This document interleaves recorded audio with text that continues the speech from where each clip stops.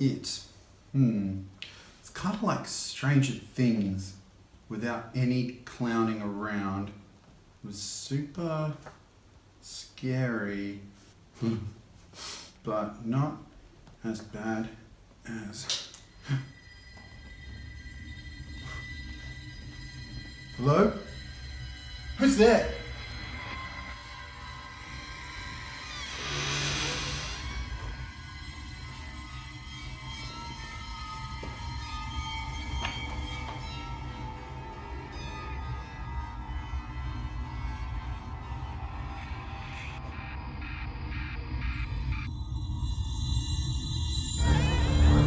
Hey Blake, you want a review?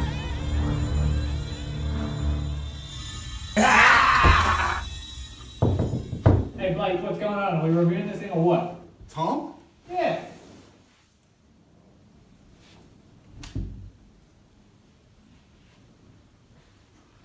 Hey man. Oh, you alright? What do you think of the outfit? Is alright? Yeah, it's great. It's great. Clowns, man.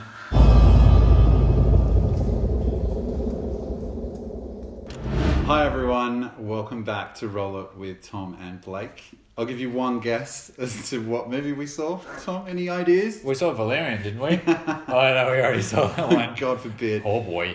So we saw It. We saw it. The clown one, you know, the one that everyone's talking about, the one where they're all scared of clowns. That's the one we saw. Well, it was pretty frightening, to be honest. Yeah, so let me just take the nose off. It's really hard to talk with the nose on. See, I really didn't want to go see this at all. I have very, very, very unfond memories of this movie when I was a kid. We lived in a big house on the hill, and my sisters used to take my toys and put them under the house. I had a room that was under the house that went to a separate area. They used to take my toys, put the toys under the house, and leave notes saying, you know, come and get me, sort of in the guise of Pennywise the Clown. Hey, you want a balloon? Like that's what it was.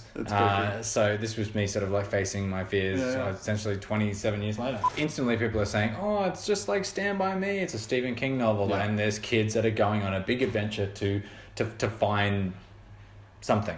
Yeah. Sorry, I'm just making sure one of the cats isn't doing a shit while we're doing this. So that'll be... The cat is doing a shit. We're just going to have to keep this going until the cat finishes doing a shit. Welcome to the Henry Hand's house. Yeah, that's us. Straight away, the comparisons here. It's a Stephen King novel. It's like Stand By Me. It's the kids that are going on an adventure and to solve a mystery. Yeah. That's about all it really has in common, really, doesn't it? Really, yeah. It's about this town called Derry where people disappear in 6 times the national average, and they're trying to work it out. And charming place to live. Yeah, charming place to live. Lots of horrible things happened. I found it pretty frightening. I mean, the first couple of 5 scares of the movie I was genuinely scared. And I think I was more disturbed. You know, it's kids being tortured and things like that. So you're just a little bit more on edge. It felt really hostile for these children. It felt really like a hostile environment for them. Like they didn't feel safe. There was this particular scene in an abattoir where this kid is about to enter and there's a chain lock and it's just really His hands coming out and stuff like that. And the sound design was incredible the whole way through. I thought the kind of sounds that were coming out of the screen and coming out of the movie was quite intense and quite good and really set the tone and really kind of brought it up to that kind of really horrifying level. But what I loved was the fact that all the kids are seeing this and no one else is, and I think that's really cool because it penetrates the daylight that anything can happen at a time. There's a scene where the guy's walking out the front of a house. It's just in broad daylight and it's really, really scary. And a lot of that happens during the day. There was a really brilliant scene that it's in a garage and the kids are trying to figure out what's going on. They're using a slide projector.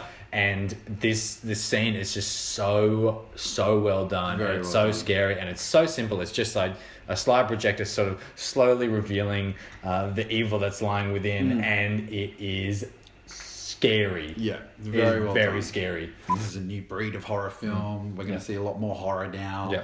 And following, Get Out, which was a smashing success by the Key and Peele guys.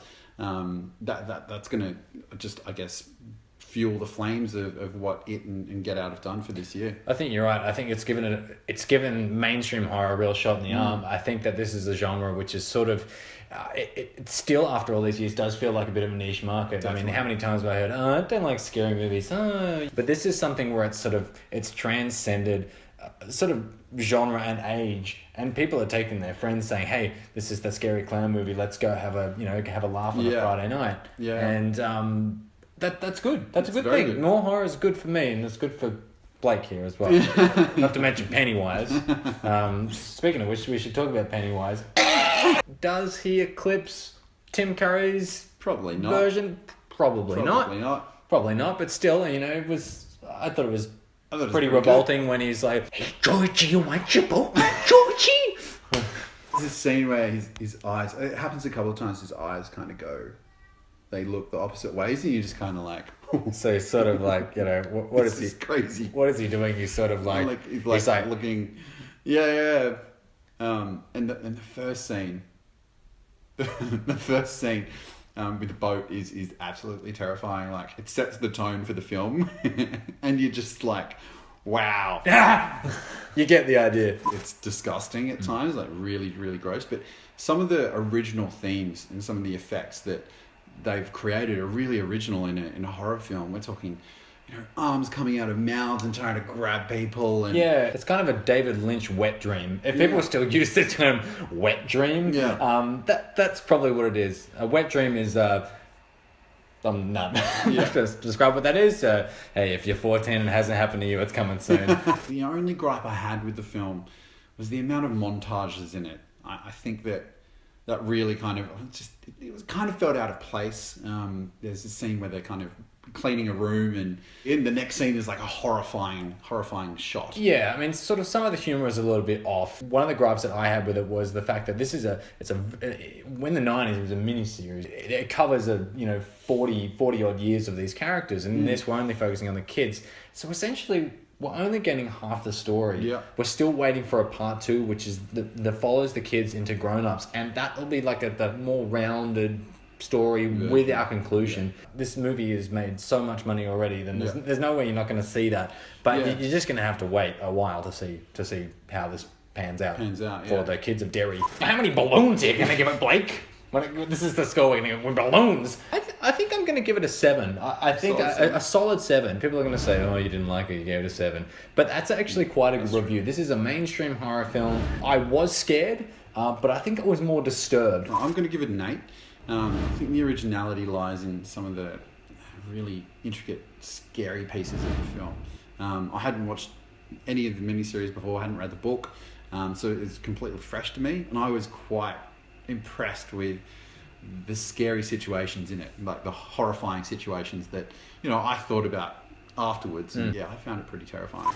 Well, thanks for watching. I hope you enjoyed our little short at the start. It's kind of becoming a little shtick now, isn't it? Yeah, thanks Pennywise. Yeah, thanks Pennywise. let the Pennywise drop. That's really bad. I'm really sorry. I guess that's what we're going to leave you with. We'll see you next time. See you later. Bye.